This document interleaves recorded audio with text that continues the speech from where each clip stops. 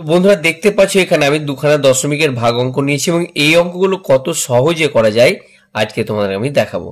তো বন্ধুরা দেখতে পাচ্ছ এখানে আমি 20.91কে ভাগ করতে হবে কত 0.17 দিয়ে, অর্থাৎ এখানে 0.17টা হচ্ছে ভাজক এবং এটা হচ্ছে ভাজ্য। তো এই সমস্ত অঙ্কগুলোর ক্ষেত্রে আমাদেরকে প্রথমে মনে রাখতে হবে যে যদি আমাদের ভাজকে দশমিক থাকে তাহলে সেই দশমিকটাকে আমরা মুক্ত করে নেব, অর্থাৎ আমাদের ডান দিকে কোনো দশমিক চলে গেলে সেটা দশমিক আমরা বসাতে পারি না বসাতে পারি। তাহলে এখানে আমরা দেখতে পাচ্ছি দশমিকটা আমাদের এখানে আছে, অর্থাৎ এখানে 1-2 ঘর হটিয়ে দিলে আমাদের দশমিকটা কি হবে না উঠে যাবে।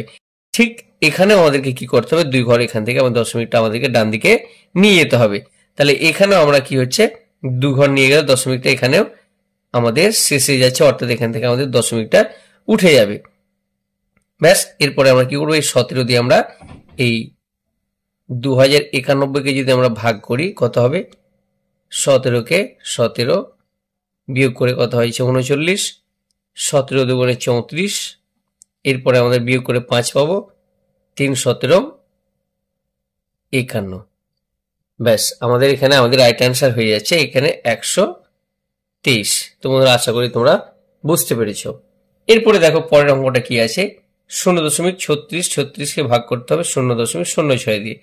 আমরা এখানেও ঠিক এই ভাজকটাকে কি করব, দশমিক মুক্ত করব। তাহলে এখানে কি, এখানে আমরা 2 ঘর হটালে কি পাচ্ছি, আমরা এখানে 6 পাচ্ছি, কারণ আমাদের 1-2 ঘর এখানে গেলে দশমিকটা উঠে যাচ্ছে। একেও ঠিক 2 ঘর হটাতে হবে, অর্থাৎ 1-2, অর্থাৎ 36.36। এই 36.36কে যদি আমরা রাফে ভাগ করি তাহলে 6 দিয়ে কত হবে বলো না, 6-6 36।